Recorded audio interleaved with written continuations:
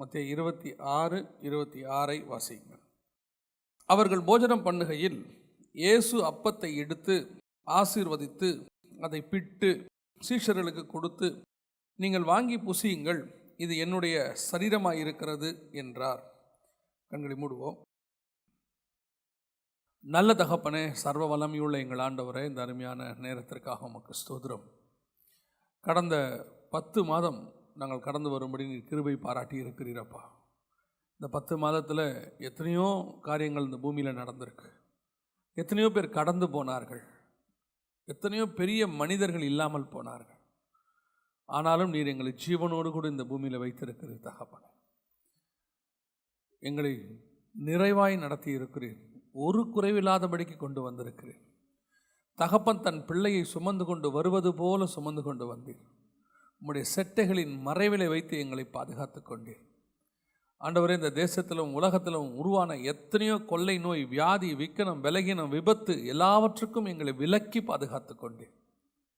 உம்முடைய கரம் மாத்திரம் எங்களோடு கூட இருந்தது. ஆண்டவரே, நீர் மாத்திரம் இல்லை என்று சொன்னார் நாங்கள் இந்நேரம் நிர்மூலமாயிருப்போம். ஆண்டவரே, நாங்கள் இந்த 11வது மாதத்தை காணுவது உம்முடைய கிருபை. ஆண்டவரே, நீர் கொடுத்த இந்த ஸ்லாக்கியம், இந்த மாதத்தில் ஆண்டவரே நாங்கள் என்னென்ன காரியங்கள் செய்ய வேண்டும் என்று வைத்திருக்கிறீரோ, என்னென்ன காரியங்கள் எங்களுக்கு நீர் தர வேண்டும் என்று வைத்திருக்கிறீரோ, அவைகளை சுதந்திரிக்கும்படி, அவைகளை பெற்றுக்கொள்ளும்படி, உம்முடைய காரியங்களை நிறைவேற்றும்படி எங்களை எடுத்து பயன்படுத்துவீராக. எங்கள் ஆண்டவர் இயேசுவின் நாமத்தில் பிதாவே. அல்லேலூயா. மத்தேயு எழுதின சுவிசேஷம் 26ஆம் அதிகாரம் 26வது வசனத்திலிருந்து நாம் பார்க்க போகிறோம். அதில் ஒரு வசனம், அவர்கள் போஜனம் பண்ணுகையில் இயேசு அப்பத்தை எடுத்து ஆசீர்வதித்து அதை பிட்டு சீஷர்களுக்கு கொடுத்து, நீங்கள் வாங்கி புசியுங்கள், இது என்னுடைய சரீரமாயிருக்கிறது என்றார் அப்படின்னு இருக்கு. இந்த இயேசு கிறிஸ்துவினுடைய சரீரம் என்பது அப்பத்திற்கு அடையாளமாக இருக்கிறது. அப்போ இந்த அப்பம் என்பது மிக முக்கியமான ஒரு காரியமாக ஆசாரிப்பு கூடாரத்தில் பார்க்கப்படுகிறது. ஆசாரிப்பு கூடாரத்தில் 3 இடத்துலையும் இந்த அப்பம் இடைபடுறதை நீங்கள் பார்க்க முடியும். ஆனால் இந்த 3 இடத்துக்கும் அப்பம் வேறுபடும். ஒரு காலத்தில் ஆசாரிப்பு கூடாரம் எடுக்க தெரியாதவன் ஊழியக்காரனே இல்லைன்பாங்க. ஆசாரிப்பு கூடாரம் அவனுக்கு தெரிஞ்சிருக்கணும். ஏன்னா அது உண்மை. ஆசாரிப்பு கூடாரம் என்பது தான் அடிப்படை சத்தியம். இந்த ஆசாரிப்பு கூடாரம் பேஸில் தான் எல்லாமே இருக்கும். நீங்கள் பார்த்தீங்கன்னா இப்போ ஆசாரிப்பு கூடாரத்தில் 3 இருக்கும்: பலிபீடம், பரிசுத்த ஸ்தலம், மகா பரிசுத்த ஸ்தலம். இப்போ நாம் பார்த்தீங்கன்னா 3 நிலை தான்: சரீரம், ஆத்மா, ஆவி. நோவாவுடைய பேழை எடுத்து பாருங்கள், 3 அடுக்கு தான். கீழே மிருகங்கள் இருக்கும், மேலே அதுக்கான ஆகாரங்கள் இருக்கும், அதுக்கு மேலே நோவாவும் அவன் குடும்பத்தாரும் இருப்பார்கள். ஆசாரிப்பு கூடாரத்தில் பார்த்தீங்கன்னா வெளியே மிருகங்கள் பலி செலுத்தப்படும், நடுவில் ஆகாரம் சமூகத்து அப்பம் இருக்கும், உள்ளுக்குள்ளே பிரதான ஆசாரியன் இருப்பான். இப்படி எல்லாத்தையும் பார்த்தீங்கன்னா 3 அடுக்கு இருக்கும். பரலோகத்தை எடுத்து இந்த ஆசாரிப்பு கூடாரமே எதோடைய மாடல்னா பரலோகத்தையுடைய மாடல். பரலோகத்தில் பார்த்தீங்கன்னா சிங்காசனம் இருக்கும், கண்ணாடி கடல் இருக்கும், பூமி இருக்குது, வெளியே புறம்பே பலிபீடம். எல்லாமே இந்த 3 பேஸில் தான் இருக்கும். ஸோ இதன் அடிப்படையில் நீங்கள் ஒவ்வொன்றையும் படிச்சிங்கன்னா, தியானிச்சிங்கன்னா, பல உண்மைகள், சத்தியங்கள் நமக்கு வெளிப்படும். அதுதான் நம்மளை பரலோகத்துக்கு கூட்டு போகிறதுக்கு உதவும். சத்தியத்தை தவிர வேறு எதுவும் உங்களை பரலோகத்துக்கு கூட்டிகிட்டு போக முடியாது. வசனத்தை தவிர எந்த மனுஷனும் கூட்டிகிட்டு போக முடியாது. சத்தியத்தை அறிவீர்கள், சத்தியம் உங்களை விடுதலையாக்கும். இதுதான் கொண்டு போகும். எவ்வளோக்கு எவ்வளோ வசனம் தியானிக்கணுமோ அவ்வளோக்கு எவ்வளோ வசனம் தியானிங்க, அதுதான் பரலோகத்துக்கு கொண்டு போகும்.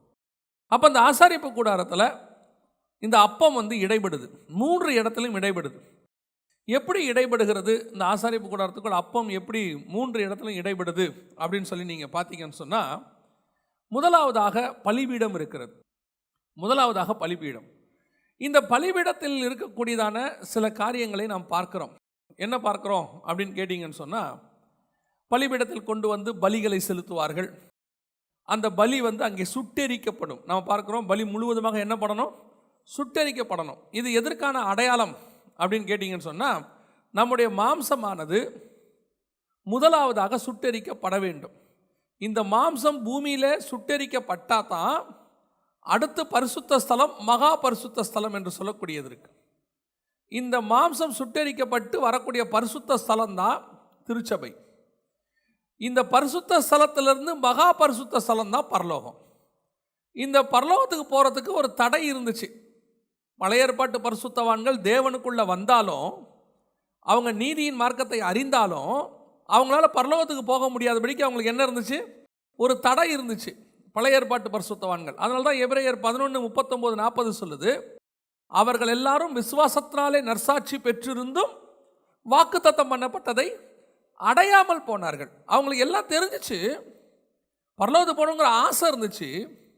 கைவேலை அல்லாத அஸ்திவாரம் இல்லாத நகரத்துக்கு அவன் காத்திருந்தான் ஆபிரகாம் பற்றி சொல்லியிருக்கு அதே எபிரேயர் 11. ஆனாலும் அவங்களால என்ன செய்ய முடியல? அந்த பரிசுத்த ஸ்தலத்தை தாண்டி மகா பரிசுத்த ஸ்தலத்துக்குள்ளே பிரவேசிக்க முடியலை. தேவ சமூகத்துக்கு வந்துட்டாங்க, காட்ஸ் பிரசன்ஸ்குள்ளே வந்துட்டாங்க, ஆனால் பரலோகத்துக்குள்ளே போக முடியல. அவங்க எல்லாம் மேல் பாதாளத்துக்கு போனாங்க பழைய ஏற்பாட்டு காலத்தில். அப்போ நமக்கு அந்த பலிபீடத்தில் முதலாவதாக பூமியில் நாம் இங்கே மாம்சம் சுட்டெரிக்கப்பட்டணும். இந்த மாம்சம் முழுவதுமாக சுட்டெரிக்கப்பட்டால் மட்டும்தான், ஒரு மாம்சமும் இல்லைனா தான் நீங்கள் எங்கவே வர முடியும், பரிசுத்த ஸ்தலத்துக்குள்ளேயே வர முடியும். நீங்கள் பரிசுத்த ஸ்தலத்தில் பார்த்தீங்கன்னா மாம்சத்துக்கு என்ன கிடையாது? வேலை கிடையாது. அப்போ மாம்சம் முழுவதும் எங்கே சுட்டெரிக்கப்படணும்? பலிபீடத்திலேயே, இந்த பூமியிலேயே சுட்டெரிக்கப்பட்டணும். இப்போ நாம் மகா பரிசுத்த ஸ்தலத்துக்கு காத்திருக்கிற ஜனங்க, நாம் எல்லாருமே பரலோகத்துக்கு போகணும்னு விரும்புகிற ஜனங்க. அப்படி இருக்கும்போது பலிபீடத்தில் நம்முடைய மாம்சம் சுட்டெரிக்கப்பட்டு விட்டதா? இங்கே முழுசுமாக நம்ம மாம்சம் சுட்டெரிக்கப்பட்டுருச்சா அப்படிங்கிறத ஒவ்வொரு வாட்டியும் நீங்கள் கர்த்தருடைய மாம்சத்தில் கை வைக்கும் போது, அப்பத்தை எடுத்து அவர் பிட்டு கொடுக்கும்போது, நீங்கள் அதுக்கு முன்னாடி தியானிக்க வேண்டியது என்னென்னா, வசனம் சொல்லுது, நம்மை நாமே நிதானித்து அறிந்தோமானால் நாம் நியாயம் தீர்க்கப்படும். கொஞ்சம் உட்காந்து நம்மளை நாமே ஆராய்ந்து பார்க்கணும். அந்த மாம்சத்தில் கையை வைக்கணும்னா இந்த மாம்சம் சுட்டெரிக்கப்பட்டிருக்கணும், இந்த மாம்சம் முழுவதுமாக அழிஞ்சு போயிருக்கணும். மாம்சம் அழிஞ்சிருக்குன்னா என்ன? நான் முழுவதுமாக செத்து போய் ஆவியில் இருக்கணும்னு அர்த்தமா? அப்படின்னா அது அல்ல.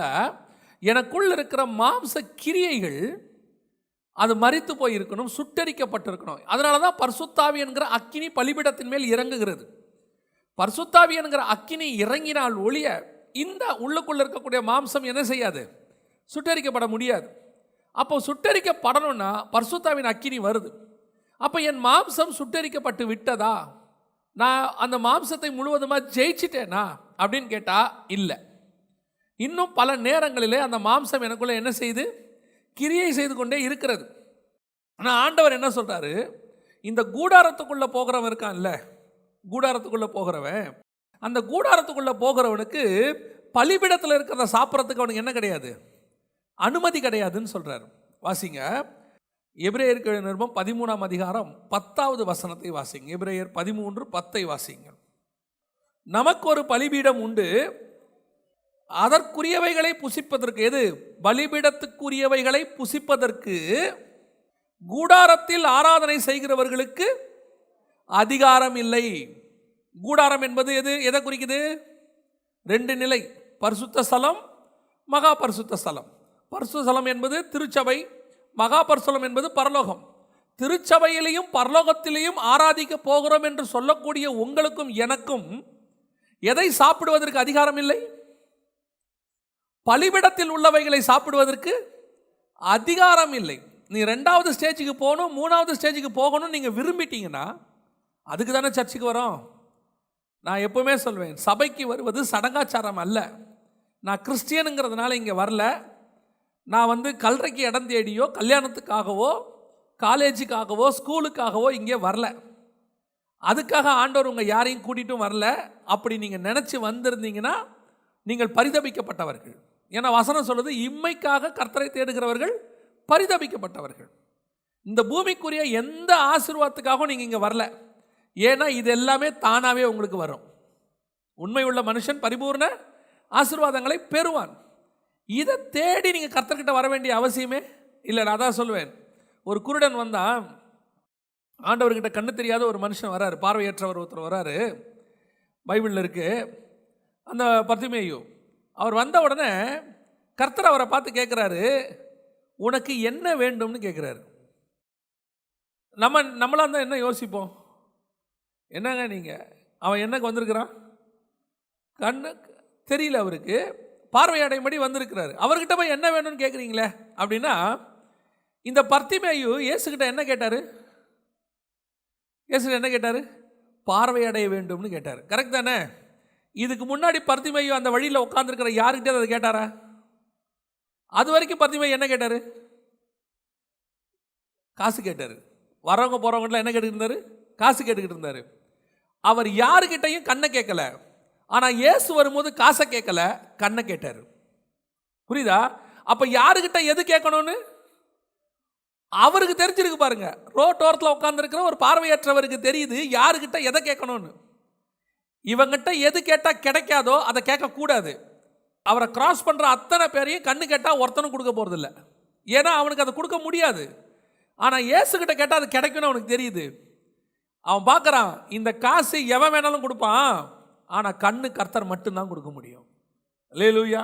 அப்போ நமக்கு தெரியணும், நான் திருச்சபைக்கு வரேன், தேவன்கிட்ட வரேன், தேவன்கிட்ட எது கேட்கணும்னு எனக்கு தெரியணும். நான் எதை கேட்டுக்கிட்டு இருக்கிறேன்? இப்போ பலிபீடத்தில் உள்ளதை கூடாரத்துக்குள்ளே உட்காந்து கேட்டுக்கிட்டு இருக்கிறேன்.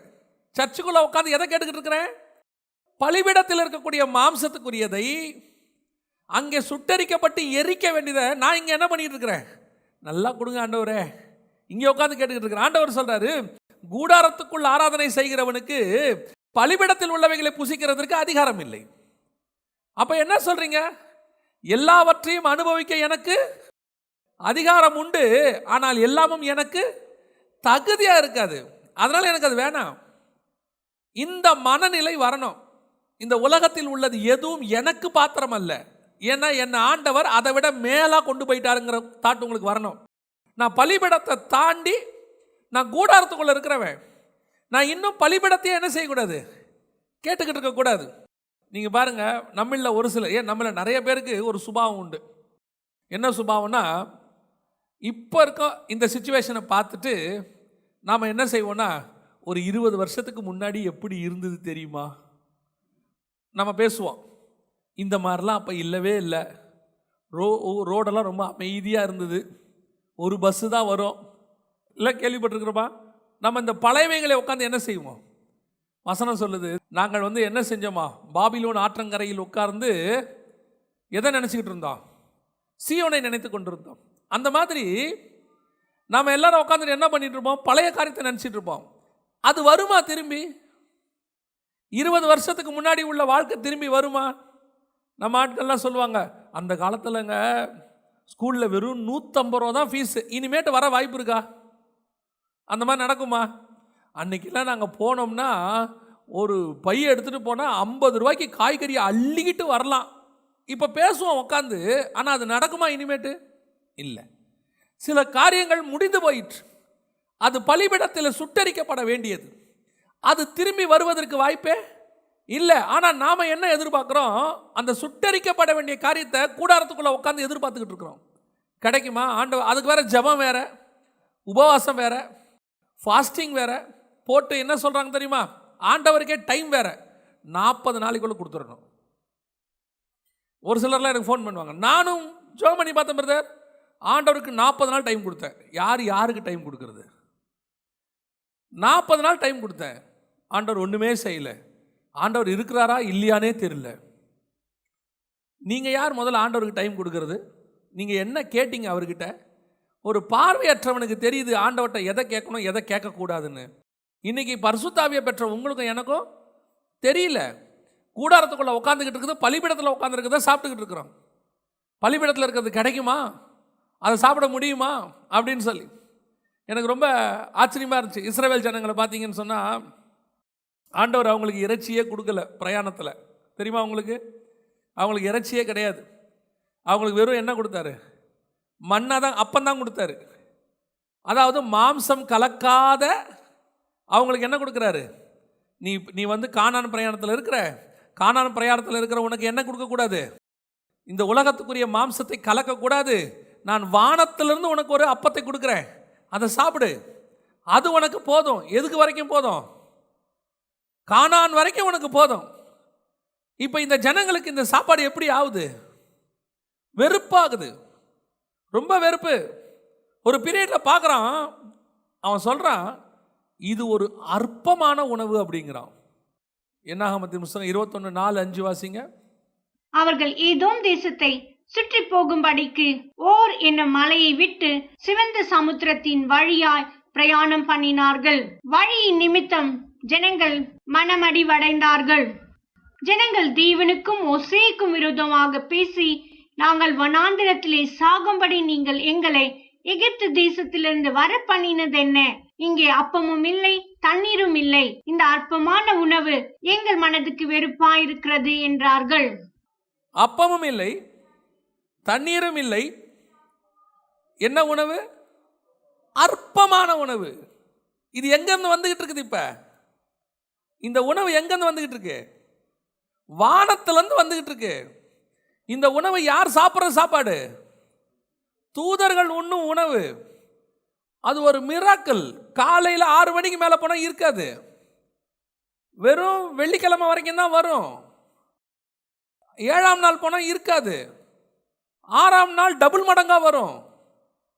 அது ஒரு மிராக்கிள், அற்புத உணவு. அது ஒவ்வொரு நாளும் அந்த உணவில் என்ன இருக்குது? மிராக்கிள் இருக்கு. எக்ஸ்ட்ராவாக எடுத்து வச்சா பூச்சி பிடிச்சிரும், நாத்தம் வந்துடும். கொஞ்சமாக எடுத்தா பத்தாது. அற்புதமான உணவு, மிராக்கிள் ஃபுட் ஃப்ரம் ஹெவன். ஆனால் இவனுக்கு அது எப்படி தெரியுது? அற்பமான உணவு. இன்னைக்கு உங்களுக்கு கொடுக்கப்படுகிற இந்த வேத வசனம் இருக்குது, இது எங்கிருந்து வருதுன்னு நினைக்கிறீங்க? இப்போ நான் கொடுக்கறத சொல்லலை. ஒவ்வொரு வாரமும் உங்கள் ஊழியக்காரர் உங்களுக்கு வசனம் கொடுக்குறாரு, நாங்கள் கொடுக்குறோம், யாரோ ஒருத்தர் வந்து கொடுக்குறாங்க. இந்த ஊழியக்காரர்கள் கொடுக்கறதான இந்த வசனம் எங்கிருந்து வருது? தேவன் அவர்களுக்கு, திருச்சபைக்கு. நான் அப்படி கொடுக்குறவங்கள சொல்கிறேன். அந்த மாதிரி தியானித்து கர்த்தரிடத்துலேருந்து வார்த்தையை வாங்கி கொடுக்குறவங்களுக்கு நான் சொல்கிறேன். அந்த உணவு எங்கேருந்து வருது? பரலோகத்துலேருந்து வருது. சரி, அந்த உணவு எவ்வளோ பெரிய மிராக்கிள் தெரியுமா? அந்த வசனம் புதுசாக வரவங்களை ரட்சிக்குது, துக்கத்தில் இருக்கிறவங்கள மாற்றுது. அதே வசனம் வியாதியஸ்தர்களை சுகமாக்குது. அதே வசனம் ஒரு ஊழியக்காரனை உருவாக்குது. ஒருத்தன் ஊழியத்துக்கு ஒப்பு கொடுத்து வரான், ஒரே வசனம் தான். அது இத்தனை பேருக்கு இத்தனை டைமென்ஷனில் உள்ள போகுது. பரிசுத்த ஆவியானவர். அப்போ ஒவ்வொரு வாரமும் உங்களுக்கு கொடுக்கப்படுகிற வசனம் மிராக்கிள் ஃபுட் ஃப்ரம் ஹெவன். ஆனால் உங்களுக்கு அது எப்படி தெரியுது?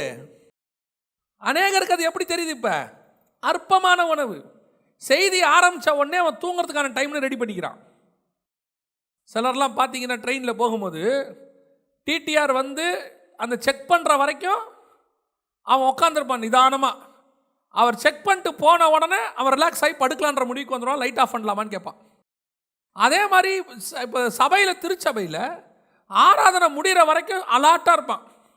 செய்தின்னு அப்படி ரிலாக்ஸாக சாஞ்சி உட்காந்து, கொஞ்சம் செவ்வறு பக்கமாக இருந்தால் அந்த பக்கமாக போய் உட்காந்து.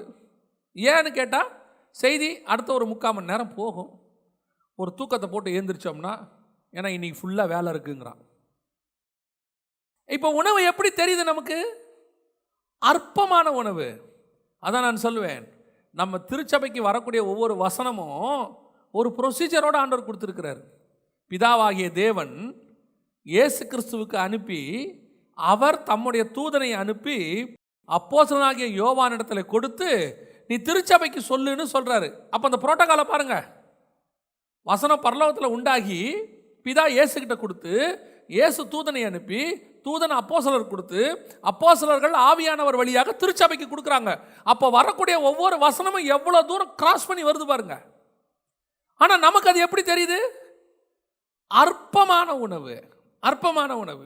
காலையில் 5 மணிக்கு எழுந்திரிச்சு வேலைக்கு போகிறதுக்குள்ளே அந்த அம்மா சமைச்சு எல்லாம் ரெடி பண்ணி அப்படி வச்ச உடனே ஒரே வார்த்தையில் பையன் கேட்பான், இதே தானா, வேற ஒன்றும் இல்லையா? அந்த அம்மாவுடைய 1.5 மணி நேரம் வேலை என்ன ஆகி போச்சு? அந்த இடத்துல அவுட்டு, முடிஞ்சிருச்சு. அவ்வளோதான். அவ்வளோ கஷ்டப்பட்டு செஞ்சு வச்சு அந்த அந்த மொத்தமும் எங்கே போச்சு? ஒரே கேள்வியில் முடிஞ்சிச்சு. நம்ம என்ன பண்ணுறோம்? முந்தின நாள் காத்திருந்து கர்த்தரிடத்துல வசனத்தை வாங்கி வந்து ஒரு ஊழியக்காரன் திருச்சபைக்கு கொடுக்கும்போது ஒரே நிமிஷத்தில் மார்க்கு. ஒன்றும் அப்படி ஒன்றும் இல்லை. நான் சொல்கிறேன், இது பார்ப்பதற்கு தான் அற்பமான உணவு, ஆனால் இது மிராக்கிள் ஃபுட். உங்களுக்கு இன்னைக்கு பேசுகிற வசனத்தை நீங்கள் ஒழுங்காக கவனிச்சிங்கன்னா 20 வருஷம் கழித்து இந்த வசனம் திருப்பி உங்ககிட்ட பேசும். நான் சொல்லுவேன். ஏன்னு சொன்னால், எங்கள் ஊழியக்காரங்க 1995 பேசின வசனம்லாம் இன்னும் எங்களுக்கு ஞாபகத்தில் இருக்குது. பல நேரங்களில் அந்த வசனம் எங்களோடு கூட பேசும். பல நேரங்களில் அந்த வசனம் எங்களை நடத்தி இருக்கிறது. ஆனால் பலிபீடத்தில் இருக்கிற அந்த மாம்சத்தை நீங்கள் என்ன செய்யக்கூடாது? அதை புசிக்கக்கூடாது. திருச்சபைக்கு அதுக்கு வரக்கூடாது. உங்களுக்கு ஆண்டவர் கொடுத்துருக்கிற உணவு வேற. இப்போ இஸ்ரவேல் ஜனங்கள் இந்த அப்பத்தோட எதை மிக்ஸ் பண்ண விரும்புகிறாங்க? இறைச்சியை மிக்ஸ் பண்ண விரும்புகிறாங்க. கேட்குறாங்க, மாம்சம் வேணும். இன்னைக்கு திருச்சபை அப்படித்தான். கலங்கமில்லாத ஞானப்பாலாகிய திருவசனம், கலப்படம் இல்லாமல் போதிக்கிற ஊழியக்காரங்க இன்னைக்கு ரொம்ப கஷ்டம்.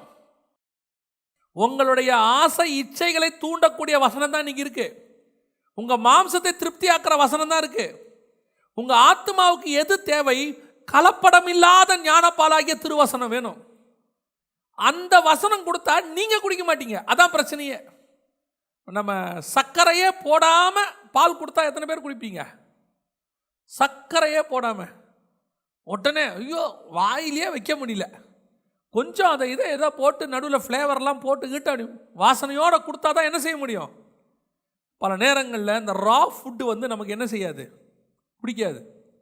ஆனால் நீங்கள் பாருங்கள், டாக்டர்ஸ் வியாதி வந்த உடனே சொல்கிற முதல் வார்த்தை என்னென்னா, இட்லி கொடுங்கம்பாங்க. இட்லியில் என்ன இருக்குன்னு நினைக்கிறீங்க? இட்லியில் ஒன்றுமே இருக்காது. ஸ்வீட்டும் இருக்காது, காரமும் இருக்காது. அது ஆவியில் அவிக்கப்பட்டது. அதை அப்படியே கொண்டு வைப்பாங்க. நம்ம பையன் கேட்பான், தொட்டுக்க கொஞ்சம் சர்க்கரையாவது கொடுங்க. நல்ல உடம்பு சரியில்லாதவனை சொல்லுவாங்க, எதுவும் கொடுக்காதீங்க. வேணுன்னா கொஞ்சம் பாலை ஊற்றி பிசைஞ்சு கொடுங்க, ஆனால் எதுவும் கொடுத்துறாதீங்க. நல்லா தெரிஞ்சுக்கொள்ளுங்க, சில நேரத்தில் ஆண்டவர் கொடுக்குற ரா ஃபுட் உங்கள் மாம்சத்துக்குரியதல்ல, உங்கள் ஆத்மாவுக்குரியது. நீங்கள் மாம்சத்துக்குரிய பலிபிடத்துக்குரியதே தேடி இங்கே வருவீங்கன்னா, அந்த இறைச்சியை மிக்ஸ் பண்ணுவீங்கன்னா, சில நேரங்கள் அது என்ன செய்யுது? நம்மை மாம்சத்துக்கு சந்தோஷமாக இருக்குது, கேட்கறதுக்கு சந்தோஷமாக இருக்குது. நான் என்ன சொல்கிறேன், இந்த மாதத்தில் உனக்கு என்ன தேவையோ அதை பரலோகம் கொடுக்கும். அது போன மாதத்தில் மிச்சம் உள்ளதை சேர்த்து கொடுத்தாலும் பரலோகத்துக்கு தோத்துறோம். அவங்க கொடுத்துட்டு போட்டோம். என்னுடைய எதிர்பார்ப்பு அதல்ல. என்னுடைய எதிர்பார்ப்பு சமூகத்தப்பம், பலிபீடத்தில் உள்ளது அல்ல. பலிபீடத்தில் உள்ளது எல்லாம் ஒரு நாள் நிச்சயமாய் சுட்டெரிக்கப்படும். நீங்கள் இந்த பூமியில் எதை வேணாலும் ஏர்ன் பண்ணுங்க. ஆனால் ஒரு நாள் நீங்கள் வரும்போது, மகா பரிசுத்தத்துக்குள்ளே போகும்போது, மாம்சமும் இரத்தமும் பரலோக ராஜ்யத்தை சுதந்திரிப்பதில்லை. அல்லேலூயா. இன்றைக்கி நிறைய ஊழியக்காரங்களும் எப்படிப்பட்டவங்களாக இருக்கிறாங்க அப்படின்னு கேட்டிங்கன்னா, உங்களுடைய ஆசைக்கு, உங்களுடைய இச்சைகளுக்கு, உங்களுடைய மாம்சத்துக்கு தேவையான வார்த்தைகளை சொல்லி உங்களை அவங்க எப்படி வச்சுக்கிறாங்க? ஏலியின் புத்திரரை மாதிரி வச்சுக்கிறாங்க. இந்த ஏலியின் புத்திரர் இருக்கிறானே, அவன் மாம்சத்தில் சுட்டரிக்க வேண்டியதை என்ன பண்ணுவானா, வெந்து முடிக்கிறதுக்குள்ள பதமாக இருக்கும்போதே என்ன பண்ணிடுவான்? எடுத்துருவானாம்மா. அப்போ அங்கே இருக்கிறவன் சொல்கிறான், பலிபடுத்துக்கிட்டு இருக்கிறவன், டே இது நல்லா வேகணும்டா, சுட்டரிக்க பண்ணணும்னு ஆண்டவர் சொல்லியிருக்காரு. இவன் சொல்கிறான், டே நீ முதல்ல எனக்குறா. ஏன்? அது வெந்துட்டா சாப்பிட முடியாதுப்பா. மாம்சத்தை சுட்டரிச்சிட்டா பிரயோஜனம் இல்லை. அப்புறம் நல்ல பதமாக வெந்தும் வேகாமையும் நல்லா அமுக்கணும்னா கறி பஞ்சு மாதிரி இருக்கணும். நம்ம அப்படி தான் சொல்கிறோம். கொஞ்சம் தீஞ்சு போச்சுன்னா நம்ம என்ன சொல்கிறோம்? வாயில் வைக்க முடியாது. அப்போ ஊழியக்காரங்களே இன்றைக்கி நிறைய பேர் எதை விரும்புகிறான்? மாம்சம் முழுவதுமாக சுட்டரிக்கப்படுறத அவன் விரும்பலை. நீங்கள் அப்படிப்பட்ட ஊழியர்களை தெரிந்து கொள்ளாதிருங்கள். அப்படிப்பட்ட உபதேசங்களுக்கு செவிசாய்க்காதிருங்கள். அது உங்களுக்கு பிரயோஜனம் இல்லை.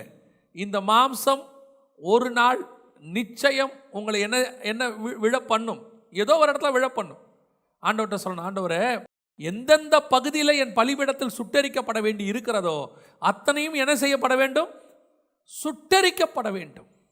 இந்த இஸ்ரவேல் ஜனங்களை பற்றி பார்த்தபோது எனக்கு ரொம்ப ஆச்சரியமாக இருந்துச்சு. தாவீது இஸ்ரவேல் ஜனங்களுக்கு எடுத்து என்ன பண்ணுறாரு? ஆசாரியன் கொடுக்குற மாதிரி அவர் திராட்சை ரசத்தையும் அப்பத்தையும் கொடுக்குறாரு. ஆனால் கூட கொடுக்கும்போது எதையும் கொடுக்குறாரு? இறைச்சியையும் சேர்த்து கொடுக்குறாரு. ஏன்னு சொன்னால், இந்த இஸ்ரவேலர்கள் இறைச்சி இல்லாமல், மாம்சம் கலக்காமல் அவனால் என்ன பண்ண முடியாது? இம்மைக்குரியதை இல்லாமல் அவனால் என்ன செய்ய முடியாது? அவனால் உபதேசத்தை கேட்கவே முடியாது. நீ தேசத்தை சுதந்திரித்துக் கொள்வாய், நீ நீடித்த ஆயுசாயிருப்பாய், உன் பேரை பெருமைப்படுத்துவேன், நீ குமாரரும் குமாரத்திகளையும் பெற்றுக்கொள்வாய். இந்த பூமிக்குரியதை சொன்னாதான் இஸ்ரவேலை அக்செப்ட் பண்ணிப்பான். ஆனா இயேசு கிறிஸ்து கிட்ட வர்றவன ஆண்டவர் பூமிக்குரிய ஆசீர்வாதத்தை பத்தி பேசவே மாட்டார். எல்லாவற்றையும் விட்டு வந்தோமே ஆண்டவரே, எங்களுக்கு என்ன கிடைக்கும்? மறுஜன்ம காலத்தில் என்ன பண்ணுவ? நியாயம் தீர்க்கிறவங்க சார் இங்க என்ன கிடைக்கும்? இங்கேயா கொஞ்சம் வெயிட் பண்ண சொல்றேன். கொஞ்ச நாள் கழிச்சு பேதுருக்கிட்ட சொல்றாரு, நீங்க என்ன கிடைக்கும்னு கேட்டல்ல, என்ன கிடைக்கும்? இப்போது உன் அரைக்கச்சி நீ கட்டுறியா? ஆமா. முதிர் வயதானா இன்னொருத்தன் கட்டுவான், உனக்கு விரும்பாத இடத்துக்கு கூட்டிட்டு போவான். என்ன சொல்றீங்க ஆண்டவரே? நீ இன்ன விதமாய் மரிப்பாய் என்று அவனுக்கு சொன்னார். இங்கே உனக்கு எதையும் தேடாத, இங்கே அல்ல உன் ஆசீர்வாதங்கள் எல்லாம் பள்ளிப்பீடத்துக்கிட்ட இல்லை, உன் ஆசீர்வாதங்கள் எல்லாம் மகா பரிசுத்த ஸ்தலத்தில் இருக்கிறது, பரலோகத்தில் ஆண்டவர் வச்சிருக்கிறார். அப்போ உனக்கு தோணணும், அப்போ எனக்கு பூமியில் ஒன்றுமே இல்லையா? வாழ்கிற வரைக்கும் என்ன வேணுமோ அதை கர்த்தர் கொடுப்பார். என்ன வேணுமோ உன்னோட ஸ்டாண்டர்டுக்கு ஏற்ற மாதிரி கொடுப்பார். இப்போ நீங்கள் ஒரு ஆளாக இருக்கும் போது என்ன தேவையோ அதை கொடுப்பார். திருமணம் ஆச்சு 2 பேர் ஆகிடுவீங்க, அப்போ அதுக்கு தேவையானதை கட்டளை கொடுப்பார். அப்போ நீங்கள் ஒத்த ரூமில் இருந்திருப்பீங்க, அப்புறம் உங்களுக்கு இன்னும் கொஞ்சம் பெரிய ரூம் தேவைப்படும், அப்புறம் உங்களுக்கு இன்னும் 2 வருஷம் கழிச்சு குழந்தைகளெல்லாம் பிறந்தா அதுக்கேற்ற மாதிரி ஒரு இன்ஃப்ராஸ்ட்ரக்சர், அதுக்கேற்ற மாதிரி கர்த்தர் கொடுப்பார். அந்தந்த சூழ்நிலைக்கு ஏற்ற மாதிரி கர்த்தர் என்ன செய்வார்? கொடுத்துட்டே போவார். நம்முடைய நோக்கம் அதை பற்றி அல்ல. என்னுடைய நோக்கம் எப்படியாவது நான் எங்கே உள்ளே போயிடணும், கூடாரத்துக்குள்ளே போயிடணும், தாண்டி போயிடணும். அது மேலே தான் என்னுடைய கான்சன்ட்ரேஷன் முழுவதும் இருக்க வேண்டும். இது முதலாவது. பலிபீடத்துக்கிட்ட இருக்கக்கூடியதான காரியங்களை சாப்பிடக்கூடாதுன்னு நேரடியாக பைபிள் சொல்லுது. 2வது வாசிங்க, எபிரேயர்கள் நிருபம் 9ஆம் அதிகாரம் 2வது வசனம் வாசிங்க. எபிரேயர் 9:2. எப்படி எனில் ஒரு கூடாரம் உண்டாக்கப்பட்டிருந்தது, அதன் முந்தின பாகத்தில் குத்துவிளக்கும் மேஜையும் தேவ சமூகத்து அப்பங்களும் இருந்தன, அது பரிசுத்த ஸ்தலம் எனப்படும். இதான் அது திருச்சபை.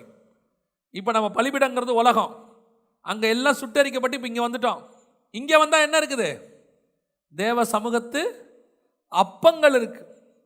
இதுதான் 12 அப்பம் அங்கே வச்சிருப்பாங்க மேஜை மேலே. அதுதான் அப்போஸ்தலருடைய உபதேசம். 12 அப்போஸ்தலருடைய உபதேசங்களை கர்த்தர் என்ன பண்ணியிருக்கிறாரு? நம்ம கொடுத்து இந்த பரிசுத்த ஸ்தலத்துக்குள்ளே வச்சிருக்கிறாரு. இது உள்ள ஏதாவது இறைச்சி இருக்குதா? இது உள்ள ஏதாவது மாம்சம் இருக்குதா? அப்போ இந்த பரிசுத்த ஸ்தலத்துக்குள்ள பேசக்கூடியது, சாப்பிடக்கூடியது எல்லாமே எதுவாக தான் இருக்கணும்? அப்போஸ்தலர் உபதேசமாக தான் இருக்கணும்.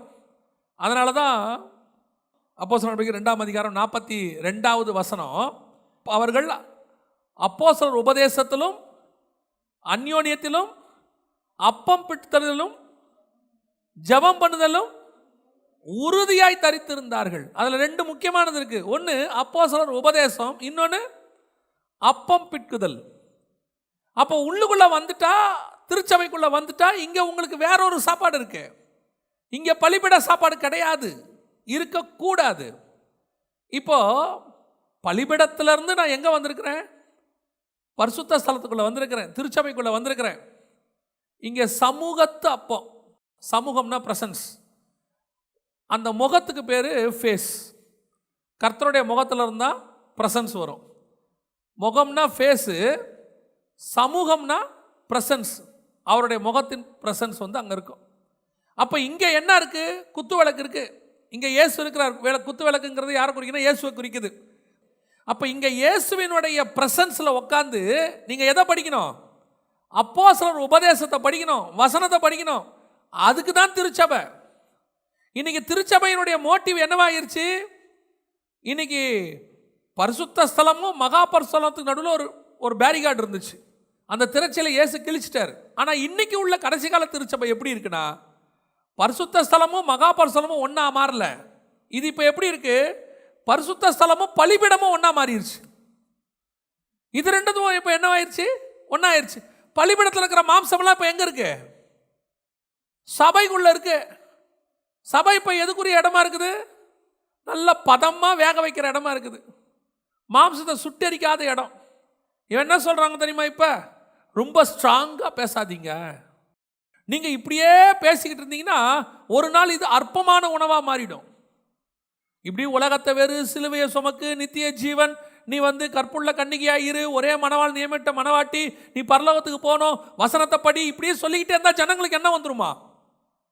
வெறுப்பு வருமா? அது எப்படி வருதுன்னு பார்க்கணும். இப்ப இஸ்ரவேல் ஜனங்கள் 40 வருஷம் சுத்தினாலும் மன்னா தான், அதுக்கு மேல வேற ஒண்ணு கிடையாது. நீ 4 வருஷம் சுத்தினாலும் மன்னா தான், 40 வருஷம் சுத்தினாலும் மன்னா தான், 2 நாள்ல போனாலும் மன்னா தான். மன்னாவை உனக்காக 40 வருஷம் சுத்த போறீங்கன்றதுக்காக ஃப்ளேவரை மாற்றி மேலே ஒரு பன்னு கீழே ஒரு பன்னு நடுவில் காடை கொஞ்சம் வெங்காயம் வச்சு பர்கராக கொடுக்க முடியாது. அதே மண்ணா 40 வருஷமாக வரும். நீ அற்பமான உணவுனா நீ தான் சாகணும் ரோட்டில், நடு வனாந்தரத்தில். மண்ணா மட்டும்தான் வரும். இன்னைக்கு வசனம் தான் திருச்சபையில் கொடுக்க முடியும். இன்னைக்கு காலம் தாழ்த்த 2000 வருஷம் ஆக திருச்சபை என்ன நினைக்குது? இப்படியே ஜனங்க, ஒருத்தர் சொல்றாரு, ஒரு பாஸ்டர் என்கிட்ட சொன்னார் வெளிநாட்டில், இப்படியே ஜனங்க நம்ம இப்படி சொன்னோம்னா அவங்க ஒரு மாதிரி ஃபெட்டப் ஆயிடுவாங்க, அதனால அவங்கள கொஞ்சம் என்டர்டெயினாக வச்சுக்கணுமா. நம்ம எப்படி வச்சுக்கணும்? என்டர்டெயின்மெண்ட்டாக வச்சுக்கணுமா. நான் நல்லா சொல்கிறேன், கேட்டுக்கோங்க. என்டர்டெயின்மெண்ட்டுக்கு வேலையே கிடையாது. இங்கே டிரான்ஸ்ஃபர்மேஷனுக்கு மட்டும்தான் வேலை, மறுரூபமாகுதலுக்கு மட்டும்தான் இங்கே வேலை. கேளிக்கைக்கு இங்கே இடம் கிடையாது. அவர்கள் புசிக்கவும் குடிக்கவும் விளையாடவும் எழுந்தார்கள். எப்போ சபைக்குள்ள புசிப்பு குடிப்பு விளையாடணும்னு முடிவு பண்ணானோ அன்னைக்கு சபை தொலைஞ்சிச்சுன்னு அர்த்தம். அப்போ இதில் என்னங்க, வெறும் வசனம் தியானம் அவ்வளோதான், வேற ஒன்று கிடையாது. இப்போ யார் இதில் நிலை நிற்பார்கள்? இந்த கடினமான உபதேசத்தில் யார் நிற்பார்கள்? இப்போ நாங்கள் உடனே என்ன செய்யணும்? பயந்து போய், நிறைய ஊழியக்காரங்களுக்கு அதான் பயமே. இப்போ சமூகத்து வெறும் அப்பத்தையே பிட்டு கொடுத்தா வெறும் மண்ணான்னு கேட்டுருவான். அதனால என்ன பண்ணுவோம்? கொஞ்சம் மசாலா தூவுவோம், கொஞ்சம் நார்த் இந்தியன் மசாலா ஒரு நாள் போடுவோம், பிரியாணி மசாலா ஒரு நாள் போடுவோம், ஒரு நாள் கொஞ்சம் செட்டிநாட்டு மசாலா போடுவோம். அப்படியே போட்டு ஒரு நாள் ஒரு ஃப்ளேவர் கொடுத்து ஞானத்தை யூஸ் பண்ணுறான், நம்ம அறிவை. ஏன்? விசுவாசியை தக்க வச்சுக்கிறதுக்கு. விசுவாசியை தக்க வைக்கிற வேலை எங்களது அல்ல. எங்களுடைய வேலை அப்பத்தை பிட்டு கொடுப்பது மட்டுமே. நீங்கள் மன்னாவான்னு கேட்டாலும் சரி, அற்பமான உணவுன்னு சொன்னாலும் சரி, இதுதான் வசனம், இவ்வளோதான் இருக்கு. ஒருத்தர் என்ன கேட்டார், இயேசு வராருன்னு நீங்களும் 17 வருஷமாக சொல்கிறீங்களே, போர் அடிக்கலையான்னாரு. எனக்கே போர் அடித்தா 2000 வருஷமாக ஆவியானவர் சொல்லின்னு இருக்கிறாரு இயேசு வரப்போறாருன்னு. அவருக்கு போர் அடிக்கக்கூடாது? நிறைய பேருக்கு என்ன தோணுது? இப்படியே வசனம் வேற ஒன்றுமே இல்லையா சர்ச்சில்? வேற ஒன்றும் கிடையாது. நீ களியாட்டத்தையும் கேளிக்கையும் ஆட்டத்தையும் பாட்டத்தையும் விளையாட்டையும் சபைக்குள்ள கலந்தாலோ எதிர்பார்த்தாலோ சபை சாபமாய் மாறி போகும். இங்கே பியூரா ராவா கலங்கம் இல்லாத எந்த கலப்படமும் இல்லாத சல்லடை போடப்பட்ட மெல்லிய மாவினால் செய்யப்பட்ட அப்பந்தான் தரப்படும். அவ்வளோதான். அதுல ஒரு டேஸ்ட் இருக்கு, தேனிட்ட பணியாரம் போல இருக்கும். அந்த வசனத்தின் டேஸ்ட்டை நீங்க பிடிச்சிட்டீங்கன்னா அதுக்கப்புறம் சொல்லுவீங்க, எனக்கு இந்த மன்னாவை தவிர வேற ஒண்ணுமே வேண்டாம்பா. அந்த வசன டேஸ்ட் தெரியாததுனால தான் நீங்க இன்ன வரைக்கும் எதை நினைக்கிறீங்க? வெறும் வசனம் தானா? இது என்ன இடம் தெரியுமா? இயேசு என்ன பேச சொன்னாரோ அதை பேசுற இடம். இது வசனத்துக்கு மட்டும்தான் இம்பார்ட்டன்ஸ். இங்க வசனத்தை பேசுவோம். வசனம் கொடுக்கிற இயேசு உனக்கு கூட என்ன கொடுக்கணும்னு வச்சிருக்கிறாரோ அதையும் அவர் தருவார். இதில் என்ன ஒரு ஆச்சரியம் அப்படின்னு கேட்டிங்கன்னா, இதை யார் சாப்பிடணும்னு கூட கர்த்தர் சொல்லி வச்சிருக்கிறார். வாசிங்க, லேவியராகமத்தின் புஸ்தகம் 24:8-9. அப்பத்தை நித்திய உடன்படிக்கையாக இஸ்ரவேல் புத்திரர் கையிலே வாங்கி ஓய்வு நாள்தோறும் கர்த்தருடைய சந்நிதியை அடுக்கி வைக்க கடவன். அது ஆரோனையும் அவன் குமாரரையும் சேரும். அதை பரிசுத்த இடத்திலே புசிக்க கடவர்கள். நல்லா கவனிங்க, இது யார் யாருக்குரியது? ஆரோனையும் அவன் குமாரரையும் சேரும். அதை எங்க புசிக்கணும்? பரிசுத்த ஸ்தலத்தில். இதுதான் இப்போ நடந்துகிட்டு இருக்குது. இதுதான் பரிசுத்த ஸ்தலம். இந்த பரிசுத்த ஸ்தலத்தில் வைக்கப்படுகிற இந்த அப்பம், சமூகத்தை அப்பத்தை யார் யாரெல்லாம் புசிக்கணும்? ஆரோனும் அவன் குமாரரும். யார் ஆரோன்? நமக்கு பாஸ்டர் தான், நமக்கு ஆண்டவர் கொடுத்துருக்கிறதான ஆசாரியன். அப்போ அவருடைய பிள்ளைகள், ஆவிக்குரிய பிள்ளைகள் உட்கார்ந்து புசிக்க வேண்டிய இடம் எது? பரிசுத்த ஸ்தலம். அப்போ இங்கே சாப்பிட்ற இந்த அப்பம் யாருக்குரியது? ஆரோனையும் அவன் சந்ததியும், ஊழியக்காரனையும் அவனுடைய பிள்ளைகள். அவன் பிள்ளைகள் அவர் பெற்ற பிள்ளைகள் மட்டும் அல்ல, ஆவிக்குரிய பிள்ளைகள் திருச்சபையாக உட்காந்து சாப்பிடணும். இங்கே பலிபீடத்தின் சாப்பாடு வராது. இன்னொரு பெரிய விஷயம் தெரியுமா, இந்த சாப்பாட்டை பலிபீடத்துக்கிட்ட இருக்கிறவன் சாப்பிட முடியாது. சொல்லுங்க, புரியுதா? பலிபீடத்துக்கிட்ட இருக்கிறவன் சாப்பிட முடியாது. ஏன் சாப்பிட முடியாது அப்படின்னு கேட்டிங்கன்னா, இது ஆரோனுக்கும் அவன் குமாரருக்கும் கர்த்தர் பிரத்யேகமாக வச்சது. உங்களுக்குன்னு கர்த்தர் விசேஷமாக கொடுக்குற வாக்குத்தத்தம். இந்த திருச்சபைக்கு உங்களுக்குன்னு கர்த்தர் கொடுத்துருக்கிறதான வசனம். ஊழியக்காரன் வழியாக நீங்கள் புசிக்கணும் அதை. அதான் நான் எப்பவும் சொல்லுவேன், உலகம் பேசாததை சபை பேசணும். சபை பேசுறத உலகம் பேசக்கூடாது. நான் சொல்றது புரியுதா? ஏதாவது புரியலையா? உலகம் என்ன பேசும்? பணக்காரனாவது எப்படி? உலகம் என்ன பேசும்? ஆசீர்வாதமாக இருப்பது எப்படி? உலகம் என்ன பேசும்? நீ சாகாமல் வாழ்வது, 100 வயது வாழ்வது எப்படி? உலகம் வேற என்ன பேசும்? உன்னை பலிக்கு பெருக பண்ணுவது எப்படி? இதெல்லாம் எது பேச வேண்டாம்? சர்ச் பேச வேண்டாம், அது உலகமே பேசும். ஆனால் சபை பேசுதில்ல. ஆரோனும் அவன் புத்திரனும் சாப்பிட்றாங்கல்ல, இதை வெளியே பேச முடியாது. என்ன தெரியுமா? நித்திய ஜீவனை சுதந்திரிப்பது எப்படி? மாம்சம் சாவது எப்படி?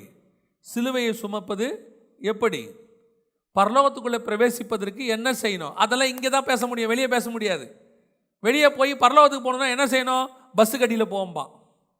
ஏன்னா அவனே சொல்லுவான், படிக்கட்டு பயணம் பரலோக பயணம்பான். அவனை பொறுத்த வரைக்கும் பரலோகம்னா என்ன? சாவது. ஆனால் உங்களுக்கு எனக்கும் பரலோகம் என்பது நித்திய ஜீவன். நமக்கு அது ஜீவன், அவனுக்கு அது மரணம். அப்போ அவன் பேசுறத நம்ம பேச முடியாது, நம்ம பேசுறத உலகம் பேச முடியாது. உலகம் பேசுறதையே தான் சபைக்குள்ளேயே நீ பேசுறேன்னா அதுக்கு திருச்சபை தேவையில்லை, அதுக்கு சர்ச் தேவையில்லை. இங்கே சாப்பிட்ற சமூகத்து அப்பம் இருக்குதே, இது ஆரோனும் அவன் புத்திரரும் சாப்பிட வேண்டியது. இது உலகத்தான் பலிபீடத்துக்கிட்டு சாப்பிட முடியாது. இன்றைக்கி நம்ம ஒரு தீர்மானம் எடுக்கணும். ஆண்டவரே, எனக்கு நீங்கள் அப்பத்தை பிட்டு கொடுங்க. அது சமூகத்து அப்பமாக இருக்கட்டும், அது அப்போஸ்தலருடைய உபதேசமாக இருக்கட்டும், நான் வசனத்தை கேட்கும்படி தான் இங்கே வந்தேன். நான் உண்மையை சொல்கிறேன், நீங்கள் உண்மையாக ஒழுங்காக உழைச்சிங்கனாலே ஆண்டவர் வெளியே உங்களை ஆசீர்வச்சிருவார். உண்மையுள்ள மனுஷன் பரிபூர்ண ஆசீர்வாதங்களை நீங்கள் கரெக்டாக உங்களுக்கு ஒரு பிஸ்னஸ் கொடுத்துருக்கிறாரு. காலைல 6 மணிக்கு போங்க, நல்லா ஜெபம் பண்ணிவிட்டு பைபிள் வாசிட்டு நல்லா போங்க, உண்மையாக இருங்க. அங்கே வந்து கள்ளத்தராசு கள்ள வேலை பார்க்காம ஒழுங்காக இருங்க, கர்த்தர் ஆசீர்வச்சிருவார். எத்தனை உலகத்தான கர்த்தர் ஆசீர்வச்சிருக்கிறாரு. அதுக்கு நீங்கள் இங்கே வரணுன்ற அவசியமே இல்லை. இங்கே எதுக்கு வரோம் தெரியுமா? இங்கே நான் ஆவிக்குரிய ஆசீர்வாதங்களை பெற்றுக்கொள்ளும்படி வருகிறேன். நிறைய பேர் வெளியே ஆசீர்வாதமாக இருக்கும்போதே, உலக பிரகாரமாக இருக்கும்போதே நம்ம இங்கே வந்தோம். நம்ம வரும்போதே நிறைய பேர் வெளியே ஆசீர்வாதமாகவே உலக பிரகாரம், நான் சொல்கிறது ஃபினான்ஷியலி ஆசீர்வாதம் போதே இங்கே வந்தோம். எதுக்காக இங்கே வந்தோம்? இன்னும் பணக்காரனாகிறதுக்கு வந்தோமா? இல்லை. கேட்டு பாருங்கள், அவன்லாம் என்ன சொல்லுவாங்க தெரியுமா? நான் சமாதானத்தை தேடி இங்கே வந்தேன், நான் உண்மையான சந்தோஷத்தை தேடி வரேன். ஒருத்தன் பணம் நிறைய வச்சுருக்கான், ஒரு வாலிபன், அவன் வந்து கேட்குறான், நித்திய ஜீவனை சுதந்திரிப்பது எப்படி? அவன் இயேசுகிட்ட வந்து பணத்தை கேட்கவே இல்லை. இயேசுகிட்ட வந்து எதை கேட்டான்? நித்திய ஜீவனை கேட்டான். அப்போ நான் இங்கே எதுக்காக வந்திருக்கிறேன்? அப்போ நல்லா தெரியணும், நான் நித்திய ஜீவனை சுதந்திரத்து கொள்ளும்படி வந்திருக்கிறேன். நான் இங்கே வந்தது சமூகத்து சாப்பாடை சாப்பிடுவதற்கு. இது 2வது. கடைசியாக ஒரு காரியம் இருக்குது, வாசிங்க, அதையும் சொல்லிட்டு நான் முடிக்கிறேன். எபிரேயர் 9:3-4 வசனங்கள். 2ஆம் திரைக்குள்ளே மகா பரிசுத்த ஸ்தலம் எனப்பட்ட கூடாரம் இருந்தது. அதிலே பொன்னார் செய்த தூப கலசமும் முழுவதும் பொற்றகடு பொதிக்கப்பட்ட உடன்படிக்கை பெட்டியும் இருந்தன. அந்த பெட்டியிலே மன்னா வைக்கப்பட்ட பொற்பாத்திரமும் ஆரோனுடைய தளிர்த்த கோலும் உடன்படிக்கையின் கற்பலகைகளும் இருந்தன அப்படின்னு இருக்கு. நல்லா கவனிச்சுக்கொள்ளுங்க. இது உள்ள ஒரு சாப்பாடு இருக்கு. பலிபீடத்துக்கிட்ட ஒன்று இருந்துச்சு, அது தப்பானவங்க சாப்பிட்ற சாப்பாடு, கூடாரத்தில் இருக்கவங்க சாப்பிட முடியாது. கூடாரத்தில் ஒரு சாப்பாடு இருக்குது பரிசுத்த ஸ்தலத்தில், அது என்னது? அப்போஸ்தலர் உபதேசம். ஆனால் உண்மையிலேயே இப்போ நமக்கு கர்த்தர் ஒன்று கொடுக்குறாரு. அதான் நம்ம ஃபஸ்ட்டு வாசித்தோம், மத்தேயு 26:26. அவர் அப்பத்தை எடுத்து பிட்டு இதை வாங்கி புசியுங்கள், இது என்னுடைய சரீரமாக இருக்கிறது. இப்போ என்னவா இருக்குது? வசனம் சொல்லுது, எபிரேயர் 10:19-20. ஆகையால் சகோதரரே, நாம் பரிசுத்த ஸ்தலத்தில் பிரவேசிப்பதற்கு, நல்லா கவனிங்க, அந்த மகா பரிசுத்தலத்தில் பிரவேசிப்பதற்கு இயேசுவானவர் தமது மாம்சமாகிய திரையின் வழியாய் புதிதும் ஜீவனமான மார்க்கத்தை நமக்கு உண்டு பண்ணினபடியால். இந்த அப்பம் எதுக்கு? பலிபீடத்துக்கிட்ட இருந்தது எனக்கு வேணான்ட்டாரு. சமூக தப்பம் இருக்கு. அதான் இப்போ நாங்கள் கொடுக்குற உபதேசம். இதை சாப்பிட்டா தான் அடுத்து ஒன்று அவர் கொடுப்பாரு. அதுதான் அப்பத்தை எடுத்து பிட்டு. அது என்னது? அவருடைய சரீரமாகிய அந்த மகா பரிசுத்த ஸ்தலத்துக்குள்ளே பிரவேசிப்பதற்கான வழி. இப்போ நீங்கள் கம்யூனியனில் கை வைக்கிறீங்களே, எதுக்காக கை வைக்கிறீங்க? ஒவ்வொரு மாதமும் நான் இந்த கம்யூனியனை எடுக்காவிட்டால் ஏதாவது பிரச்சனை வருமா, பாஸ்டர் கேட்பாரா, ஏன் வரலன்னு கேட்பாரா? அதுக்காக இல்லை. எனக்கு ஒரு வழி திறந்திருக்கிறது. அந்த வழி பரலோகத்திற்கு போகிற வழி. அது எதனால் திறக்கப்பட்டிருக்கிறது என்றால், என் கையில் இருக்கிற மாம்சத்தாலே அது திறக்கப்பட்டிருக்கிறது. இந்த மாம்சம் தான் கீ, இதுதான் சாவி. இந்த மாம்சம் உன் கையில் இருந்தால் அந்த ரூட் உனக்கு ஓப்பனாக இருக்கும். இந்த மாம்சம் உன் கையில் இல்லாட்டி உனக்கு அந்த ரூட் ஓப்பனாக இல்லைன்னு அர்த்தம். அவர் எடுத்துக்க அப்பத்தை எடுத்து பிட்டு உங்களுக்கு தராரு. இந்த மாம்சம் என்கிற திரைச்சீலையின் வழியாக புதிதும் ஜீவனமான மார்க்கத்தை ஏற்படுத்தினார். அப்போ இது கையில் இருந்தால் தான். நீங்கள் நிறைய நேரத்தில் பார்த்துருக்கீங்களா, ஹோட்டலில் நீங்கள் ஸ்டே பண்ண போனீங்கன்னா பே பண்ணிடுவீங்க, எல்லாம் பண்ணிடுவீங்க. கையில் ஒரு கார்டு மாதிரி கொடுப்பாங்க, ஒரு சாவி மாதிரி கொடுப்பாங்க. இந்த கார்டு இருந்தால் தான் அந்த டோரு ஓப்பன் ஆகும். நீங்கள் போய் அங்கே நின்றுக்கிட்டு கதவை திற அப்படின்னா திறக்குமா? நம்ம அங்கே போய் பிடிச்சி தள்ளினா திறக்குமா? பழைய ஏற்பாட்டு பரிசுத்தவான்கள் அதான் செஞ்சுக்கிட்டு இருந்தாங்க. அவங்களுக்கு திரைச்சீலை இருந்துச்சு, பரலோகத்துக்கு போகிற வழி இல்லை. அவங்க எதிர்பார்த்து போவே முடியாதுன்னு முடிவு பண்ணிட்டாங்க. அந்த நேரம் தான் இயேசு கிறிஸ்து வந்து அப்பத்தை எடுத்து பிட்டு உங்கள் கையிலையும் என் கையிலையும் கொடுத்துருக்கிறார். இது பிரெட் இல்லை, இது பரலோகத்துக்கு போகிறதுக்கான கீ, பரலோகத்துக்கு போகிறதுக்கான வழி. இதை நீ பிரெட்டாக பார்த்தா உனக்கு பிரெட்டு, ஆனால் பரலோகத்துக்கு வழி கிடையாது. நீங்கள் ஆவியில் உணரணும். அந்த அதுக்கு தான் அந்த சமூக தப்பத்தை சாப்பிடணும். அதை தான் உங்களுக்கு சொல்லி கொடுக்குறோம். இதான் அந்த சமூக தப்பத்தை பிட்டு கொடுக்கறது. இதெல்லாம் இங்கே சொல்லி கொடுக்கும்போது அந்த அப்பத்தை வாங்கும்போது உங்களுக்கு தோணும், என் கையில் இப்போ என்ன இருக்குது, எனக்கு ஒரு வழி கிடச்சிருச்சு. ஆபேல் முதல் கொண்டு பழைய ஏற்பாட்டு பரிசுத்தவான்கள் அத்தனை பேருக்கும் கிடைக்காத ஒரு சாவி ஒன்றுமே இல்லாத எனக்கு கிடச்சிருச்சு. அதாவது ஒரு பெரிய புதையல் உள்ள ஒரு இடத்த போய் தோண்டுனாங்களாம். தோண்டின ஆள் யாருன்னு கேட்டிங்கன்னா, அதை இந்த நெப்போலியன் போல ஆட்கள், பெரிய பெரிய ராஜாக்கள்லாம் அந்த காலத்தில் ஒரு பெரிய இடத்த, அது உள்ள ட்ரெஷர் இருக்குன்னு சொல்லி என்ன பண்ணியிருக்கிறாங்க, தோண்டி தோண்டி தோண்டி பார்த்தாங்க, ஒன்றுமே கிடைக்கல. அதை தோண்டின ஆட்களோட லிஸ்டெல்லாம் பார்த்தீங்கன்னா, மாவீரன் நெப்போலியன் இருந்திருக்கிறாரு. அப்புறம் இந்த ஆப்பிள் கீழே ஒழிச்சுன்னு ஒருத்தர் சொன்னார், ஐசக் நியூட்டன், அவர் தானே சார் ஐசக் நியூட்டன், அவர், இவங்க எல்லாமே அந்த ஆராய்ச்சி பண்ணியிருக்கிறாங்க. கடைசியில் இவங்க எல்லாரும் என்ன பண்ணிட்டாங்க, அங்கே அப்படி ஒரு புதையலே ஏதோ ஒரு இடத்துல புதையலே கிடையாதுன்னு டிசைட் பண்ணிட்டாங்க. அதற்கு பிறகு ஒரு 300-400 வருஷம் கழித்து ஒரு சாதாரண சயின்டிஸ்ட், இவர் மகாராஜா, அவர் பெரிய சயின்டிஸ்ட், இவங்களெல்லாம் காலத்துக்கு பிறகு நெப்போலியனுக்கு அப்புறம் நியூட்டனுக்கு அப்புறம் ஒரு ஆள், ஒரு சாதாரண ஒரு ஆள், இவங்கெல்லாம் தேடினாங்களாமே, நம்ம ஏன் சும்மா தேடக்கூடாதுன்னு போய் தேடி தோண்டும் போது கிட்டத்தட்ட ஒரு 20 நாள் என்னமோ தான் தோண்டி இருக்கிறாங்க. இவங்கெல்லாம் மாதக்கணக்கில் தோண்டவங்க. 20 நாள் தோண்டி இருக்கிறாங்க. பார்த்தா ஒரு டோர் மாதிரி ஒன்று ஓப்பன் ஆகிருக்கு. அந்த டோருக்கு அப்புறம் போனால் தான் தெரியுது, அதுக்குள்ள ஒரு பெரிய நகரமே இருக்கு, சிட்டியே இருந்திருக்கு உள்ள. அந்த ஆள் தான் அதை கண்டுபிடிச்சு கொடுத்தது. இப்போ யோசிச்சு பாருங்க, நெப்போலியனுக்கு கிடைக்காத அந்த கீ, சர் ஐசக் நியூட்டனுக்கு கிடைக்காத அந்த கீ ஒரு சாதாரண மனுஷனுக்கு கிடைச்சிச்சு. காரணம், அவங்கெல்லாம் தோண்டி தோண்டி தோண்டி பார்த்து ஒரு லிமிட்ல விட்டுட்டாங்க. இவன் அங்கிருந்து தோண்டினான், இவனுக்கு உடனே அது கிடைச்சிச்சு. அல்லேலூயா. ஆபேல் முதல் கொண்டு பழைய ஏற்பாட்டு தீர்க்கதரிசிகள் அத்தனை பேருக்கும் திறக்கப்படாத அந்த கதவு எனக்கு திடீரென்று இயேசுநாதர் அவருடைய மாம்சத்தை பிட்டு என் கையில் கொடுத்த போது எனக்கு அந்த சாவி, அது என் கையில் கொடுக்கப்பட்டது. அந்த மாம்சம் என்கிற திரைச்சீலை வழியாக புதிதும் ஜீவனமான மார்க்கம் எனக்கு பிறந்தது. அல்லேலூயா. அப்போ உன் கையில் இருக்கிற இந்த அப்பம் எது? கையில் இருக்கிற அப்பங்கிறது எதை குறிக்குது? எனக்கு கொடுக்கப்பட்ட சாவி. இதை தொலைச்சிங்க, டோர் க்ளோஸ். மணவாளன் வரும்போது அவர் பார்ப்பாரு, கையில் தீவெட்டியோட வஸ்திரம் தரிச்சவனா காத்திருக்கிறவனை தான் உள்ளே கூட்டு போவார். டோர் திறக்கும், இல்லைன்னா டோர் திறக்காது. அதே மாதிரி தான் உங்களுக்கு எனக்கும் கையில் இருந்த அப்பம். ரெண்டாவது இந்த ரசத்தை கொடுக்குறோம். எதுக்காக ரசம் கொடுக்கப்படுகிறது? எபிரேயர் 10:20, அந்த மார்க்கத்தின் வழியாய் பிரவேசிப்பதற்கு, இப்போ டோர் திறந்துருச்சு, கீ போட்டாச்சு, மாம்சம் கையில் இருக்கு, டோர் திறந்துருச்சு, உள்ளே போயாச்சு.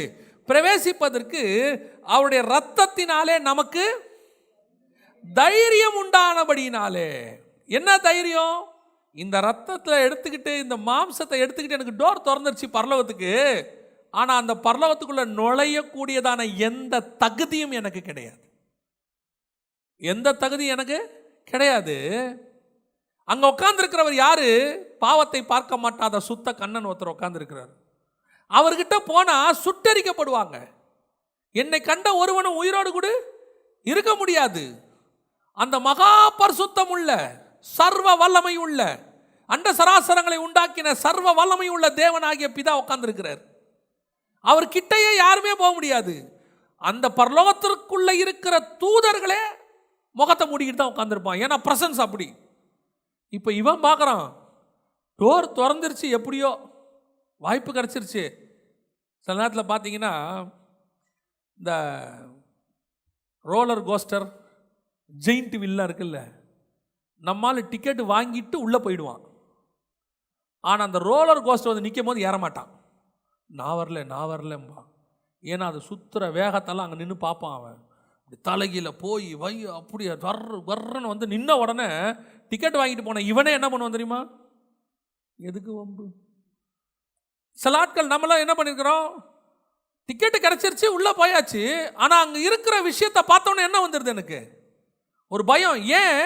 பரலோகம் மகா பரிசுத்த ஸ்தலம், ஒருவரும் பிரவேசிக்க முடியாது. அது உள்ள காலை வச்சாலே எரிஞ்சிருவோம். ஆனால் எனக்கு இப்போ ஒரே ஒரு தைரியம் இருக்கு, நான் சாக மாட்டேன், நான் சுட்டரிக்கப்பட மாட்டேன், நான் பிதாவை பார்த்தாலும் உயிரோடு இருப்பேன், நான் அவர் முகத்தை முகமுகமாக என்னால் பார்க்க முடியும். காரணம், என்னை பார்க்க வைக்கிற அந்த பவர் இந்த ரத்தத்துக்கு உண்டு. எனக்கு அந்த தைரியத்தை கொடுக்கறதே இந்த ரத்தம் தான்.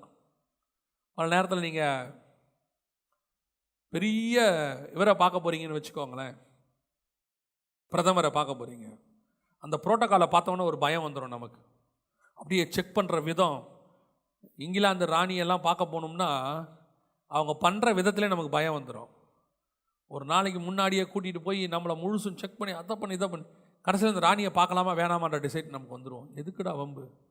கடைசியாக நமக்கு ஒரு இன்விடேஷன் கொடுப்பாங்க, இதை கொண்டு போங்க, உங்களை என்ன செய்வாங்க, உள்ளே விடுவாங்க. இப்போ எனக்கு டோரும் ஓப்பன் ஆயிடுச்சு, பர்மிஷனும் கிடச்சிருச்சு. ஆனால் அங்கே தடுத்து நிறுத்துறவனை தாண்டி போகிறதுக்கு நான் பயமில்லாமல் போகணுன்னா என் கையில் என்ன வேணும்? ஒரு இன்விடேஷன் வேணும். இது மட்டும் என் கையில் இருந்துருச்சுன்னா யாரும் என்னை தடுக்கவே முடியாது. அதுதான் உங்கள் கையில் இருக்கிற ரத்தம். இந்த ரத்தத்தை நீங்கள் புசிக்கும் போது, அது பருகும் போது நீங்கள் நினைக்கிறீங்க, உங்களுக்கு தெரியணும், தகுதி இல்லாத எனக்கு இந்த ரத்தம் ஒரு ஷீல்டை உருவாக்குது, காணக்கூடாத இறைவனை பார்க்க வைக்கிது, ஒருவரும் சேரக்கூடாத ஒளியில் வாசம் பண்ணுறவரை சேர வைக்கிது, மோசே பார்க்க முடியாத தேவனை என்ன பார்க்க வைக்கிது, யாருமே பிரவேசிக்க முடியாத ஸ்தலத்துக்குள்ள ஆபிரகாம் முதல் கொண்டு ஆசைப்பட்டு போக முடியாத இடத்துக்கு என்னை இது போக வைக்கிது. எது போக வைக்கிது? இந்த ரத்தம் எனக்கு அந்த தைரியத்தை கொடுக்குது. 2000 வருஷமா 4000 வருஷமா பரிசுத்தவான்களுக்கு கிடைக்காத ஸ்லாக்கியத்தை இந்த ரத்தம் எனக்கு உருவாக்கி கொடுக்குது. அந்த ஆத்மாவில் ஒரு தைரியம் எனக்கு உண்டாகுது. இது சாவி, இது பவர், இது அத்தாரிட்டி, இதுதான் வழி. இது அது வெளியில் தைரியமாய் போகிறதுக்கான அந்த தைரியம் இதுதான். இது 2 தான் நீங்கள் வாங்குறீங்க. இது சடங்காச்சாரம் அல்ல, இது மாதம் மாதம் நடக்கிற ரொட்டீன் அல்ல. ஒவ்வொரு மாதமும் இதை வாங்கும் போது தெரியணும், எனக்கு கர்த்தர் புது வழியை ஒன்று திறந்திருக்கிறார். அது வழியாய் பிரவேசிப்பதற்கான தைரியத்தை இந்த ரத்தம் எனக்கு கொடுக்குது. ஒரு நாள் வரும், இந்த அப்பத்தையும் இந்த ரசத்தையும் புசிக்கிற நான் நித்திய ஜீவனை பெற்றுக்கொள்ளும்படிக்கு நான் அவருக்குள் தைரியமாய் பரலோகத்துக்குள்ளே பிரவேசிப்பேன். அதான் பவுல் சொல்கிறாரு, அவருடைய ரத்தத்தினாலே தைரியமாய் கிருபாசனத்தண்டை கிட்டி நெருங்கி சேருகிறோம். அல்லேலூயா. இதுதான் கர்த்தர் நமக்கு நியமித்து வச்சது. கம்யூனியன் எடுக்கும்போது உங்களுக்கு தெரியணும், எனக்கு ஆண்டவர் என்ன பண்ணி வச்சிருக்கிறாரு, நான் புசிப்பதற்கான ஒரு அப்பத்தை என் கையில் கொடுத்துருக்கிறாரு. அந்த அப்பத்தை எடுத்து பிட்டு கொடுத்துருக்கிறாரு. இது பலிபீடத்தின் அப்பம் அல்ல, இது சமூகத்தின் அப்பமும் அல்ல, அதையும் தாண்டி மேலான மகா பரிசுத்த ஸ்தலத்தில் பிரவேசிப்பதற்கான ஒரு அத்தாரிட்டியையும் எனக்கு பிரவேசிப்பதற்கான ஒரு வழியையும் இது ஏற்படுத்தி கொடுக்கிறது. எல்லாம் ஒரு 2 நிமிஷம், கரெக்டாக 2 நிமிஷம் உங்கள் வேறு எதையுமே யோசிக்காமல் ஒருமனப்பட்டு, ஆண்டவரே உம்முடைய பாத்திரத்தில் பானம் பண்ணும்போது, உம்முடைய அப்பத்தை புசிக்கும் போது சடங்காச்சாரமாக, இது ஏதோ ஒரு சபையில் கொடுக்கப்படுகிற முறைமை, மாதம் மாதம் எடுக்க வேண்டிய ஒரு முறைமை, எங்கே அப்பமும் ரசமும் எடுக்கிறோமோ அங்கே தசமாம் காணிக்க கொடுக்கணும். அதனால் இது தசமாம் காணிக்க எங்கே கொடுக்க போகிறோமோ அங்கே போய் நான் இதை எடுக்கணும் அப்படிலாம் இல்லை. இது முழுவதுமாக தேவனுக்கும் உங்களுக்கும் நடுவில் இருந்ததான அந்த டோரை திறக்கிறதுக்கான சாவி தன் மாம்சம் என்கிற திரைச்சீலையின் வழியாக புதிதும் ஜீவனுமான மார்க்கத்தை உண்டு பண்ணினார். இதை கையில் வாங்கும்போது உங்களுக்கு தெரியணும், எனக்கு பரலோகத்துக்கான சாவி கொடுத்துட்டாங்க, எனக்கு திரைச்சீலை கிழிஞ்சிருச்சு, நான் அது உள்ள பிரவேசிக்கிறதுக்கு எனக்கு வழி பிறந்து விட்டது. பழைய ஏற்பாட்டு பரிசுத்தவான்களுக்கு, நீதிமான்களுக்கு, அவரை முகமுகமாய் தரிசித்து சகோதரனை போல நண்பனை போல பேசினவர்களுக்கு, எனக்கு பிரியமானவனே என்று கூப்பிட்டவனுக்கெல்லாம் திறக்காத திரைச்சீலை எனக்கு திறந்திருக்கிறது. என் இருதயத்துக்கு ஏற்றவனாய் கண்டேன்னு சொன்னவனுக்கு திறக்காத திரைச்சீலை எனக்கு திறந்திருக்கிறது. என் பிரியமான புருஷனாகிய தானியேல் என்று சொல்லப்பட்ட அவனுக்கு திறக்காத திரைச்சீலை உங்களுக்கும் எனக்கும் திறந்திருக்கிறது. அதுதான் உன் கையில் இருக்கிற அப்பம், அதுதான் அதுக்கான வழி. அப்படியே திறந்தாலும் பழைய ஏற்பாட்டில் சொல்றான், ஐயோ நான் தேவனை கண்டேன் செத்தேன்றான். இன்னொருத்தர் சொல்றான், நான் செத்தவனை போல விழுந்தேன். ஒருத்தன் ஆசைப்பட்டு கேட்குறான், ஆண்டவரே நான் உங்களுடைய மகிமையை பார்க்கணும்.